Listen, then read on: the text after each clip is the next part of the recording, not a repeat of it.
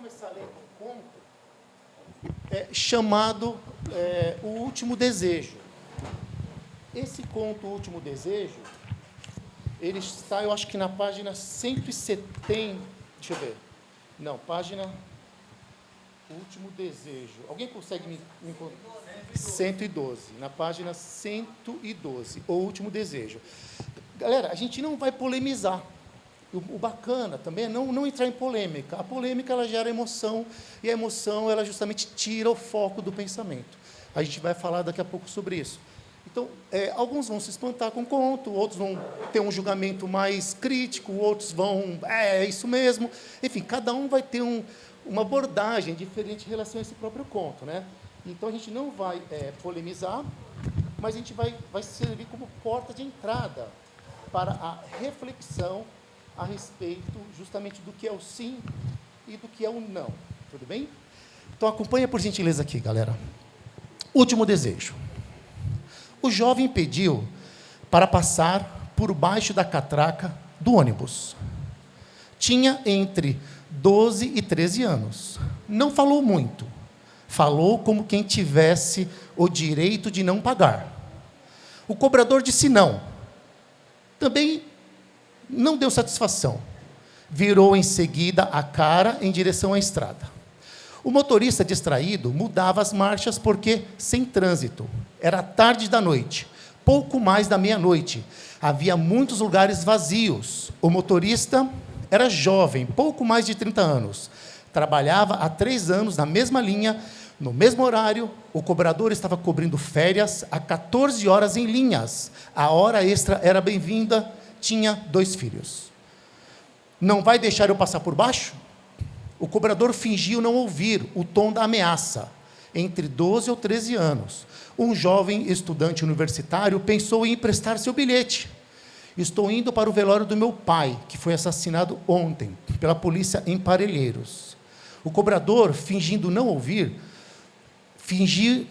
que não ouvia, olhou distraído para baixo. A palavra velório começou a ecoar em sua cabeça. Venho da cidade de Tiradentes, lá da Zona Leste. Peguei 2 ônibus errados. Não vai me deixar passar por baixo?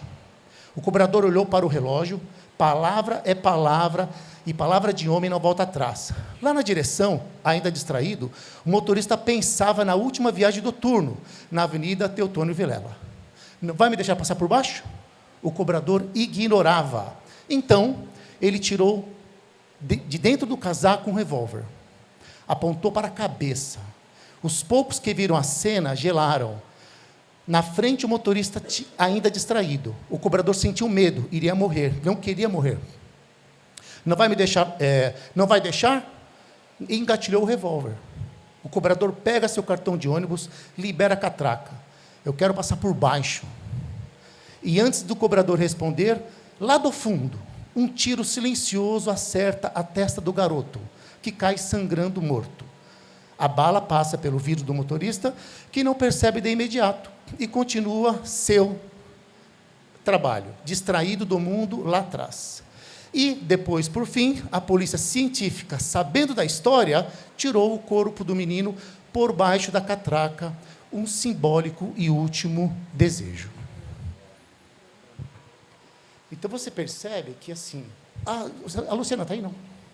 É que eu queria um pouquinho de água. Esqueci de trazer água. Desculpa, obrigado, tá? Obrigado.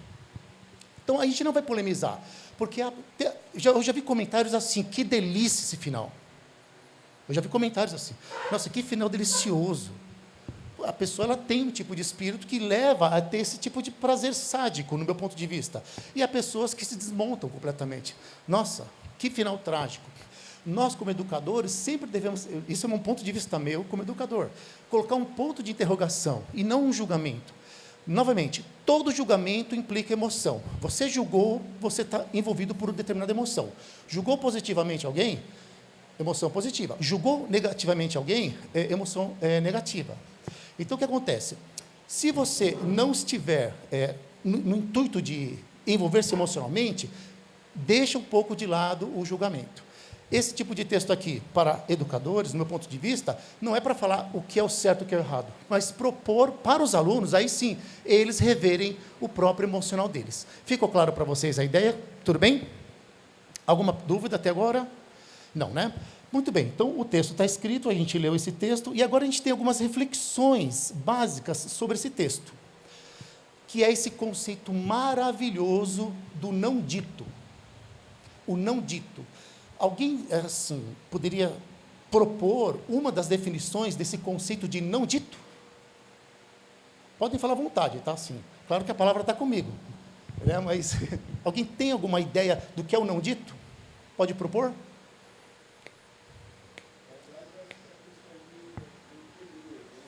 Desculpa. Tudo bem, perfeito. Sim, isso aí é o primeira impressão do não dito. Mas o que é o não dito em arte? Vamos lá. O que seria o não dito na arte? A pergunta é, o que é que não está dito nesse conto e que nos faz refletir? Alguém poderia propor? Oi? A situação, né? Vamos lá. Existe aqui um conflito, correto? Esse conflito é entre quantas pessoas? Duas. O que acontece? Por que esse conflito não teve um final, enfim, bom? Porque, pode falar, por favor.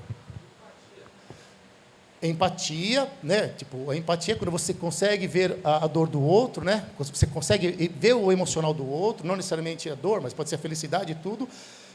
Falta de empatia. Quer dizer, o não dito está ali, né? Existe a não falta de empatia. Só que existe uma outra coisa bem interessante, que é, se o conflito está estabelecido e esse conflito ele continua, é porque ninguém está conseguindo fazer o quê? Ceder. Ninguém está cedendo. Aí que vem a reflexão mais interessante. Todos os conflitos, eles só conseguem ser solucionados quando o quê? Uma das partes cede. Qual que é a parte que você espera que ceda mais?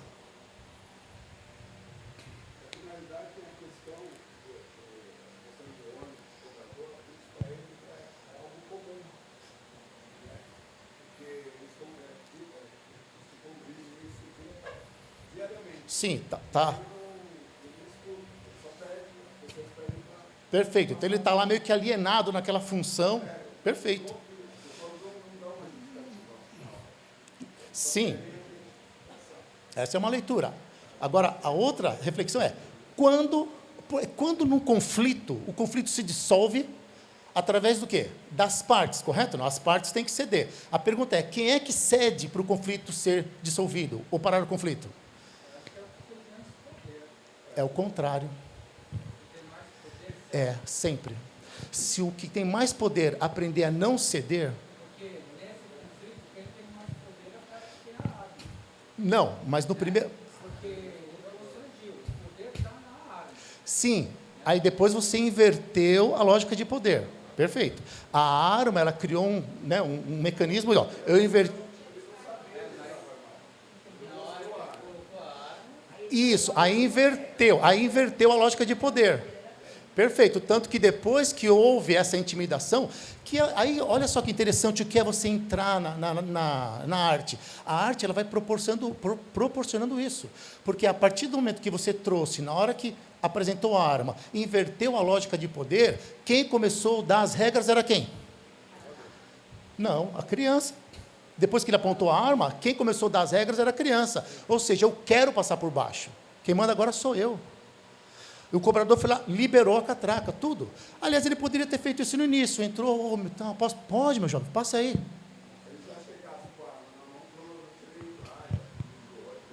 Ou então a ideia nem era... E a ideia nem era a arma na mão, né? É claro que...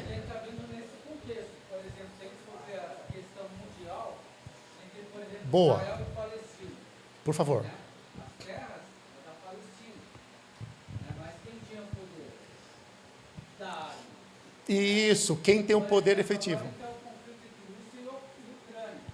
Quem já conseguiu pegar alguns territórios da Ucrânia? Porque ainda está na briga pelo poder. E o poder está representado pelo quê? Pela força, né? Pela força. Se bem que Freud, se vocês me permitem falar, Freud eu preciso beber água aqui, a boca já está secando já. Cadê a água? Aí está aqui. Freud fala que existem 3 tipos de poderes. 3 tipos de poderes básicos. O poder da inteligência, portanto, não conta muito. O poder da beleza, que conta muito. E o poder financeiro. E o poder da grana. O poder bélico, ele é consequência do poder, geralmente, financeiro, né? Só que o poder bélico, ele também exige o poder da inteligência, de você construir toda aquela inteligência por trás, né? Então, ou seja, agora só tentando voltar para o texto. Você é professor de história? Eu sou professor de ciência, mas sou formado em direito. E sabe por quê? Porque olha só que interessante o que é você gerar no aluno uma perspectiva sobre a arte. Você traz um texto como esse, semelhante a esse, e você vai caminhando com eles para onde você quer. Seja na história, seja nas ciências naturais, não importa onde. O fato é que o não dito num texto literário é você descobrir o que está lá presente, mas o autor não está falando explicitamente. E é aí que vem a grande magia. Dom Casmurro, quem se lembra de Dom Casmurro do Machado de Assis? Todo mundo, certo ou não? A pergunta é, traiu ou não traiu? Quem sabe? Traiu ou não traiu? Traiu? Só que um autor moderno agora, um crítico literário dos anos 2000, início dos anos 2000, ele propõe agora que o Bentinho, na verdade, ele é uma pessoa recalcada. Ele é um homossexual recalcado e que, na verdade, estava apaixonado pelo Escobar, que ele achava que estava traindo com a Capitu.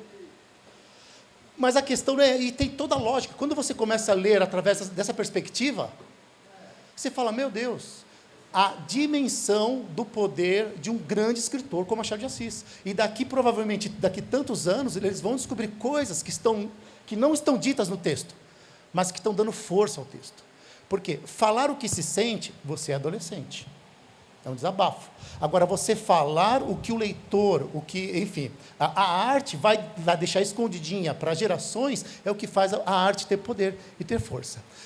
Muito bem, pessoal, nós temos aqui esse texto. A pergunta é, esse conto, ele tem alguma coisa de sarcasmo e de ironia?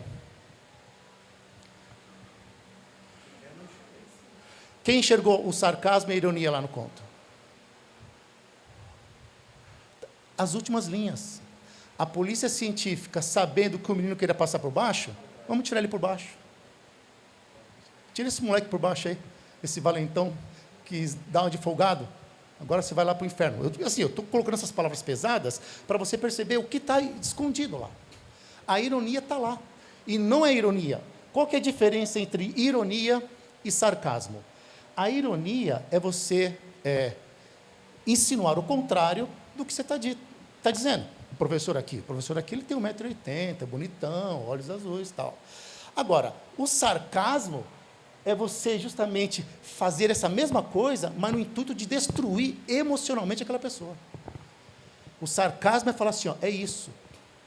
Então, ou seja, a gente nem vai agora debater o conceito de sarcasmo ou não. Muito bem, galera, isso dito, vocês têm alguma pergunta?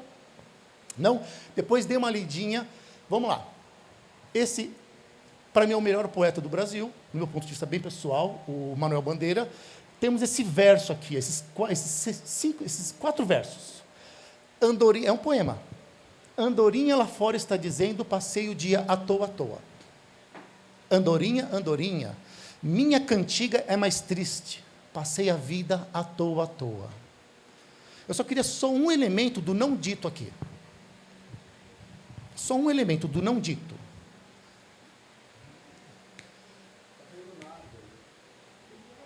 Tá, mas quem está fazendo nada?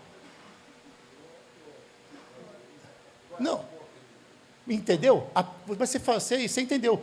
Porque o à toa, aqui significa livre. A andorinha está livre. O à toa significa inútil. Preso à burocracia, preso isso, preso aquilo outro. Professor, você não está especulando demais? Não, porque tem a sugestão da palavra triste. E quando você pensa andorinha, natureza. Quando você pensa, minha canção é mais triste, vida social. Vocês se enxergam mais aqui ou aqui? A maioria se enxerga aqui. Ao ponto depois de querer voltar a ter esse resgate com a andorinha. E a gente está falando de 4 versos. E o não dito está presente. E esse não dito expande a nossa mente, porque nos educa emocionalmente a pensar a realidade. Muito bem, galera. Alguma dúvida? Continuando aqui o nosso texto. Espera um pouquinho. Aqui. Agora a gente vai entrar nisso aqui, ó. O sim sendo processado no cérebro. Muito bem. Isso aqui vai ser um pouquinho mais técnico, mas espero ter capacidade de fazer vocês compreenderem. A pergunta é o sim e o não gera o que na gente? Bem rapidinho. O que gera o sim e o não? De maneira mais simples possível. Aflito. Ou, vamos colocar assim, né? Respostas. Certo ou não? O sim e o não gera respostas. Quer dizer, o sim e o não, ele vai gerar, tipo, alguma coisa. Não existe sim e não neutro. É isso que tem que ficar claro. Falou um sim, vai ter uma consequência. Falou um não, vai ter outra consequência. O sim e o não neutro não existe. Ou seja, pensou no sim e pensou no não, é algum tipo de resposta emocional. Eu estou sendo claro? Sim, ou seja, estamos em harmonia. Não, não estamos em harmonia. Ou seja, sempre haverá esse conflito simples, né, do aspecto emocional. Agora, veja bem, esquece esse termo. Isso aqui é o cérebro humano. Lembrando que eu tenho 2 pós em neurocognição, né? Então, eu também sou especialista em cérebro humano. Não sou especialista a ponto de falar tudo, porque eu fiz na área de cognição, mas o suficiente para entender o que acontece quando, por exemplo, eu ensino inglês. O aluno está tendo um tipo de dificuldade, opa, está aqui. Ou então, quando eu falo alguma coisa. Então, sempre existe um caminho por onde entrar no cérebro humano para que gere, para que você entenda o que está acontecendo no outro e como você deve atuar. Muito bem, aqui está o nosso cérebro, e, você tem que ver assim, desse jeito, aqui está a testa e aqui está a nuca. Isso aqui é a nossa fala. Presta atenção. Aqui é onde fica a língua. O inglês, o português, o japonês, o espanhol, a língua de sinais, qualquer tipo de língua humana. A língua humana, a língua de sinais, sabia que é processada igual à fala? Alguém sabia disso? Na língua de sinais existe sotaque. É loucura, né? Mas na língua de sinais existe sotaque. É uma coisa muito legal. Quer dizer, eu não sou especialista nisso, mas eu vi vídeos tal, que você consegue entender sotaques. Ritmos diferentes.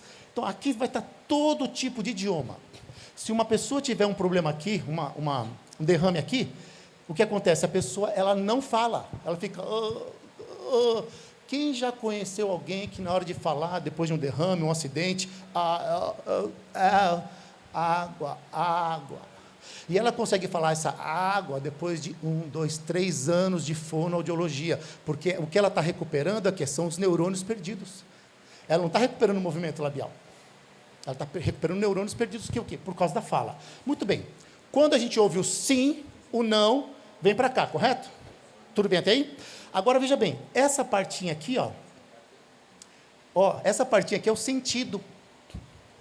Mas, professor, não complica. Como assim sentido? Se você falar a palavra porta, você ouviu. Entra aqui, ouviu. Aí vem para cá. Língua portuguesa. Volta para cá. Opa! Sentido. Ou seja, se uma pessoa tiver problema com essa área aqui, ela fala, mas sem sentido nenhum. Ela começa, bom dia, porque os chocolates estavam presos na dinâmica da sustentação do universo, e o universo, ele diz... Ou seja, a gente vai ficando angustiado quando a gente vê uma pessoa que tem problema nessa área falar, porque a gente não vai vendo lógica nenhuma. Alguém já testemunhou alguém que falava sem sentido nenhum? Você testemunhou, jovem? O ex-presidente. Não vamos polemizar. Eu sei que está tudo... Não vou. Não, aliás, sabe por que eu não vou polemizar?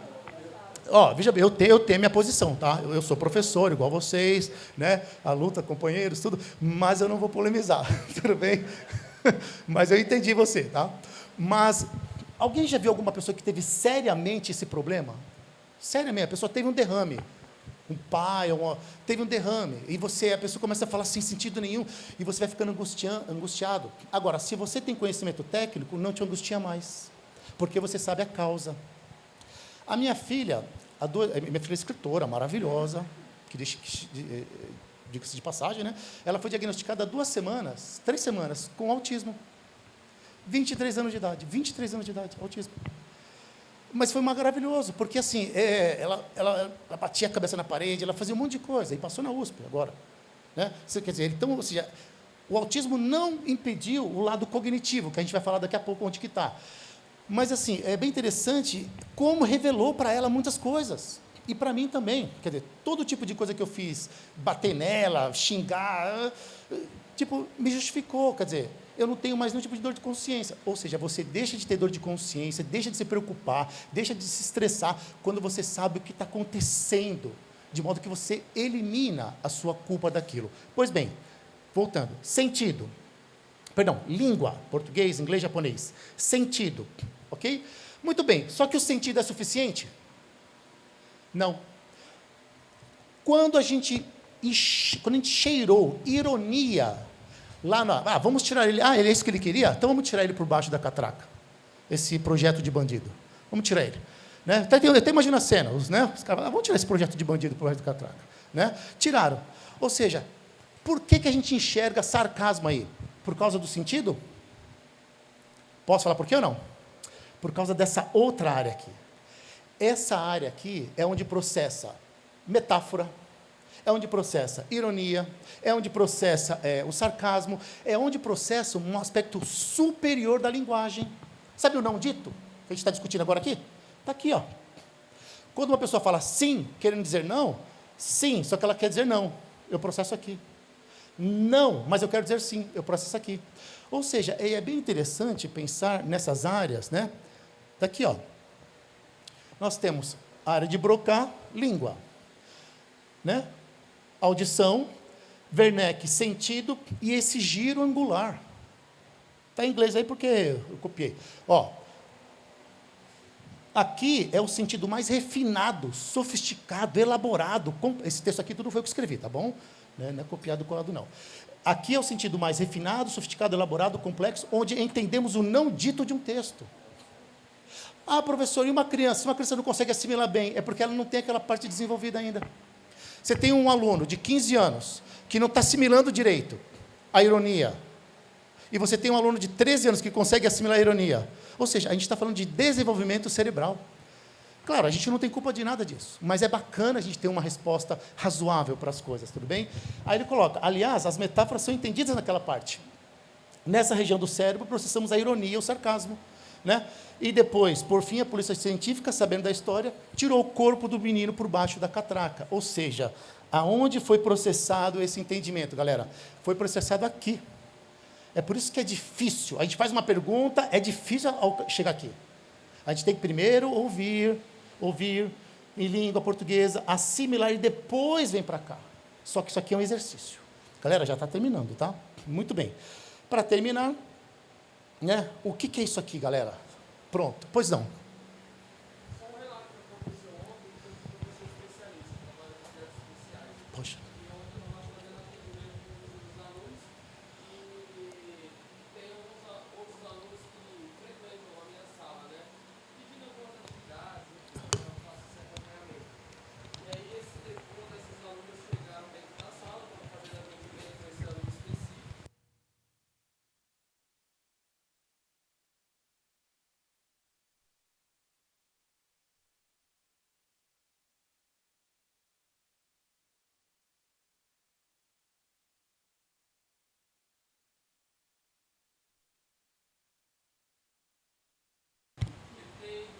Então, isso, agora olha que legal, né? Aí, se a gente voltar para cá, só para ficar didático, porque a ideia, galera, dessa uma horinha, é propor reflexão, né? Assim, os demais professores que virão aqui, eles vão propor apenas uma gotinha de reflexão para que vocês possam depois, né, fazer os seus estudos e tal. Mas é exatamente isso aí, ó. Então, esse jovem, ele não conseguiu processar o quê? Ele não conseguiu processar aqui, ó. Ou seja, ele ouviu você falando em português, ele entendeu o que você falou, só que essa região do cérebro dele ainda não está desenvolvida. Galera, eu vou repetir, não está desenvolvida. E há pessoas que passam uma existência inteira sem desenvolver essa região. Ou seja, o espírito crítico dela não vai existir para a ironia, para o sarcasmo, para a metáfora, até para a arte. Por quê? Porque tudo é meio que levado literalmente. Tudo bem? E legal, agora você sabendo mais ou menos que é uma questão neurológica, você suaviza, né, o discurso, né? Você fala, agora eu entendi e tal. Muito bem, galera. Voltando para cá, agora aqui, ó, a gente já está acabando a palestrinha. Onde acontece, de fato, o sim e o não no cérebro humano? Ó, essa partezinha aqui é bem aqui na frente da testa. Ela tem uma coisa muito curiosa. Sabe qual é a coisa mais curiosa dessa parte do cérebro? Alguém consegue supor, só para poder falar aleatoriamente? Alguém consegue supor? É oca, não, né? Essa parte, galera, é a parte que mais demora para amadurecer no cérebro humano. Deixa claro, o cérebro humano ele é totalmente mielinizado, ou seja, né, a gordura termina 100% no cérebro humano entre 26 e 27 anos. Eu vou repetir, 26 e aquele jovem de 15, 16 anos que não consegue entender o que ele está fazendo, é porque todo julgamento, vou repetir, todo julgamento do cérebro está aqui, ó. Sim, pá, não, pá, o que eu faço? Ou seja, está todo o julgamento aqui, né? É que a gente chama de córtex. Córtex é a parte do cérebro, fininha, mas é o órbito frontal, está bem aqui na frente. Só que é a última parte do cérebro. Às vezes você tem lá né? Eu fui um filho danado, mas aí depois, em certo momento, eu comecei a amadurecer, então eu deixei a danadice de lado. Por quê? Meu cérebro ele começou a julgar melhor a realidade. Então, você vai pegar o jovem de 14, 16, 17 anos, pô, seja responsável, ele não consegue, galera, por mais que você queira, não consegue. Agora, tem jovens que amadurecem. Eu tenho o meu filho Pedro, de 22 anos de idade, o moleque investe em bolsa de valores, ele explica para mim, ele fala sobre, enfim, é uma coisa impressionante, o grau de maturidade intelectual que ele tem, e ele assimila a ironia, tudo perfeitamente. Agora, e a minha filha, em compensação, ela tem aquele problema, e o meu outro caçula é uma criança de 15 anos. Criança. Estava com dor de barriga, foi para o hospital, ele ficava no meu colo, chorou. Eu falei, Daniel, você tem 15 anos, meu velho, e um moleque desse tamanho. Eu falei, por favor, né? Mas eu sei que ele está fazendo aquilo porque ele não consegue agir diferente. Muito bem, essa é a parte do cérebro, que vai entrar o sim e o não, e o que fazer com o sim e com o não. Sabe quando uma criança com medo, pavor, pânico, fala sim? Uma criança com medo ou pânico, ou um adulto também, fala sim, fala não? Na verdade, ela não está falando porque ela está pensando. Ela está falando sobre o temor. Ela está respondendo sobre o pânico. Sim, o que você quiser eu faço. Ela não está pensando no que está falando. Então, essa é a parte do cérebro que vai fazer a gente selecionar mais. Olha só que interessante. Órbito frontal. Processamento de emoções sociais. Não é você apaixonado por aquela pessoa. É a emoção social. Sistema de recompensa, ou seja, o que eu ganho de positivo com isso, o que eu ganho, o que há negativo nisso. E tomada de decisões. Portanto, um sim e um não é uma coisa impressionante, porque ele vai fazer você tomar decisões. Tá bom? Para terminar, galera, olha só, aqui está essa explicação. Última região do cérebro a amadurecer e promove as capacidades de usar as emoções para nortear decisões e criar empatia pelos outros. Agora, vamos voltar lá naquele discurso do texto. O cobrador e a criança. O cobrador já deveria ter aquela parte amadurecida. O cobrador deveria olhar assim e falar, não, passa aí, jovem. Aliás, é claro, a maioria falaria isso. A maioria, esmagadora maioria. Sabe, um ou outro falaria isso. Né? A maioria fala, não, poxa, por favor, passa aí, imagina. Né? A gente tem essa empatia. Por quê? A gente é adulto, a gente amadurece fácil. Numa relação, conflito, isso é uma questão pessoal. Aluno-professor, eu sei que é difícil, mas, para mim, quem tem que entender a ceder mais é o professor. Agora, não é para você não ceder se não quiser. Aí, cada um tem a sua postura, né? Mas, está tendo conflito, o aluno está dormindo, acorda aí, não, estou cansado, então dorme.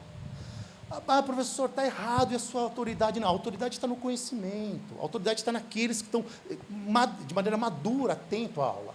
Isso é isso que eu falo como professor, né? Muito bem, sim ou não? Olha só que interessante, para terminarmos.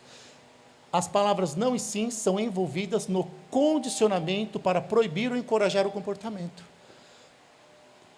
Portanto, essas palavras seriam atribuídas à ativação de circuitos neurais envolvidos com controle emocional.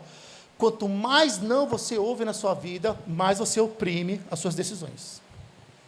Quanto mais sim você ouve na sua vida, você pode até virar um libertino. É por isso que a resposta sempre está onde? No meio termo. Sabe, ser maduro o suficiente para poder falar sim, e ser maduro o suficiente para poder falar não. Tudo bem, galera? E para terminarmos, como despertar a criatividade? Galera, alguém aqui é artista? Faz algum tipo de arte? Ele é artista. Quem mais é artista? Você faz o quê?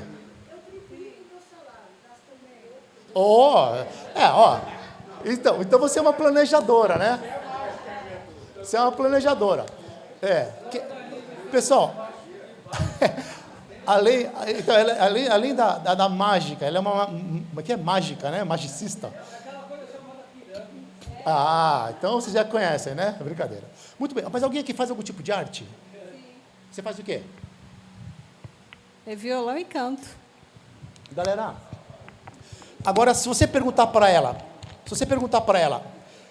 o canto dela, o que representa, pode ter certeza, a resposta será horas e horas e horas, e dias, praticando e ouvindo pessoas cantando, praticando e vendo pessoas tocando. Ou seja, se você quer que uma pessoa escreva bem, ela tem que ter lido, no mínimo, 1000 vezes mais do que aquela linha. Ou seja, não dá para você exigir qualquer tipo de criatividade sem que, ao menos, haja uma estrutura neurológica dentro da pessoa. Eu estou sendo claro? A coisa que mais me agride é quando a pessoa lê um texto meu e fala para mim, nossa, que dom que você tem. Nossa, eu estou escrevendo um romance agora, que depois, quem quiser, eu posso passar para leitoras. Que está sendo danado esse romance. E aí, nossa, que dom que você tem. Isso é agressivo para quem faz arte. Porque são mais de 1000 livros lidos, são centenas, milhares de textos escritos. Não existe dom. O que existe o quê? É a internalização daquela estrutura, a ponto de eu poder depois criar. Apenas exigir de um aluno que ele escreva sem ter lido muitos textos, não adianta. Agora, a minha orientação. Quem aqui é aluno do 7º ano? Quem aqui já deu aula para o 7º ano? Aqui é do quê? Todo mundo, né? Todo. Quem é aluno de português? Quem é professor de português, língua portuguesa, português e tal? Muito bem. Vocês já leram Guimarães Rosa, A Terceira Margem do Rio, para alunos do 7º ano? Entendeu? Galera, eu dei aula durante 2 anos lá em São Sebastião, 2017 e 2018, na rede. E, enfim, eu li com eles Machado de Assis e eu li com eles Guimarães Rosa, A Terceira Margem do Rio. E eu até postei esse vídeo na internet. Eles envolvidos. Quem conhece o texto de Guimarães Rosa sabe que não é para jovem. E sabe que até, às vezes, universitário também. Mas eles acompanharam. Por quê? Porque, assim, a maneira como eu estava abordando o Guimarães Rosa, falando sobre a ausência paterna, sobre o lado sombra que todos nós temos, que todos nós queremos esconder, todo o discurso por trás, depois eu expliquei a história, e depois a gente foi para o texto, lendo lentamente. Ou seja, gerou interesse neles. De modo que os jovens tiveram, talvez a primeira vez na vida, e talvez até a única, contato com um dos maiores escritores do Brasil. Por que eu estou dizendo isso aí? Porque sem você fazer esse processo de contato com o texto, o aluno não vai aprender. Ele primeiro tem que começar a ler lentamente. Leia um conto, depois vai ler um conto, um semestre não, né? Vamos lá. Vai ler um conto o mês inteiro. Olha que maravilha. Ou seja, se ler um conto do Machado, estou falando português, um conto, mas lentamente, com eles. Aí você fala, professor, mas como é que eu coloco a disciplina? Você não precisa pegar 50 minutos para ler com o aluno. Qual que era a minha estratégia, se vocês me permitem falar, lá em São Sebastião? Eu entrava na sala de aula, eu abria o meu diário, fazia a chamada, colocava no meu diário tudo o que eu ia ensinar naquele dia. Ou seja, eu fazia o que eu tinha, a parte burocrática. Aí sobrava lá 30 minutos, aqueles 30 minutos era uma palestrinha para eles. Eu falava, jovens, a minha aula não é uma aula, eu estou dando uma palestra para vocês, palestrinhas. Aí eu ensinava aquele conteúdo de 20 minutos, alimentava a imaginação deles, pronto, 20 minutos por dia, meia hora por dia de ensino, é melhor, 1000 vezes melhor do que você ter que ocupar 50 minutos, apenas para ocupar tempo. Estou sendo claro? Porque a gente está falando de estímulo neurológico, a gente não está falando de você apenas adquirir conteúdo. Ficou mais ou menos claro? Tudo bem? Muito bem. Isso dito, deixa eu ver o que vai terminar aqui. Bom, deixa eu ver se tem mais alguma coisa. Galera, é só isso. O quê? Não, sim, porque a gente está falando de cérebro. O cérebro, ele funciona para tudo. Vai ensinar biologia? Pô, é melhor você pegar uma célula, uma bactéria, ou ficar uma bactéria lá explicando para a galera tal. Não importa. O importante é ele assimilar aquele conteúdo, porque você já percebeu que depende de amadurecimento neurológico, né? Se não houver amadurecimento neurológico, não tem como assimilar. É impossível. A minha filha nunca riu de ironia. A minha filha ela não sabe o que é sarcasmo, até hoje. Não sabe. 23 anos. E agora que ela se revelou, entendeu a condição dela, nossa, saiu um peso. Ou seja, podem falar o que for, eu sou normal. Porque o maior problema do cérebro humano é uma palavra só. Posso falar qualquer palavra? Divergência. O que é divergência? Aquilo que você está sentindo no estímulo e a sua resposta para o estímulo. Ou seja, se eu estou aqui ensinando e você não está entendendo nada, absolutamente nada, você deve estar num conflito, numa angústia tão grande, porque o estímulo que eu estou dando não está sendo processado. Imagina as jovens, como isso gera o problema do desgaste emocional, divergência neurológica. Tudo bem? Alguma dúvida? Vocês querem bater um papo? Querem falar alguma coisa?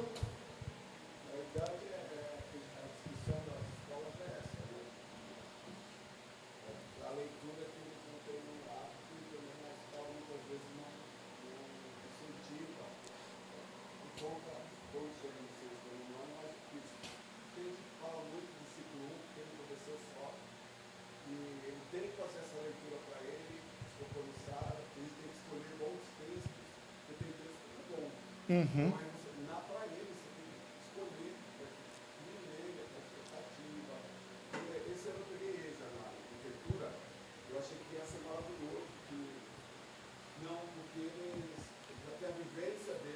Uhum. Falam, tudo que você fala, eles querem bater, ou um texto, você tem que buscar um texto diferente para eles, mesmo assim, eles têm a vivência deles com a própria palavra. Sim. E para eles, para ensinar o mais velho, que mais novo, tem 35 anos, eles são turrão, eles são, sabe, eles olham para você assim. Sim, a proteção, né? Eles estão lá na defensiva, né? Também não teve essa questão da leitura. Isso. Eu estou contando agora. Todo dia eu estou lá buscar um texto pequeno. Isso, ó, pode começar com os textos do Manuel Bandeira. Imagina aquele poema.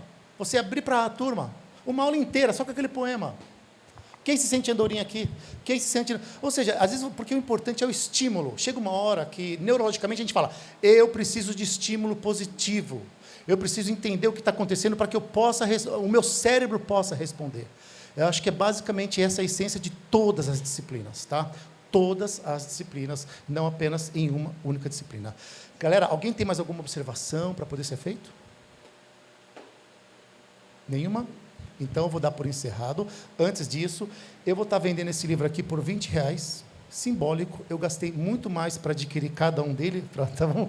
Mas quem quiser adquirir, R$20 o exemplar, posso até depois autografar, sem problema nenhum. Esse é o primeiro ponto. E quem quiser que eu vá numa outra escola, pode me indicar, tudo bem? A Luciana tem o meu contato, que eu vou separar toda sexta-feira para ir às escolas, né, bater um papo sobre literatura, sobre arte, sobre reflexão, até mesmo sobre neurocognição. Tudo bem? Muito obrigado, galera. Muito obrigado. Fiquem com Deus. Até a próxima.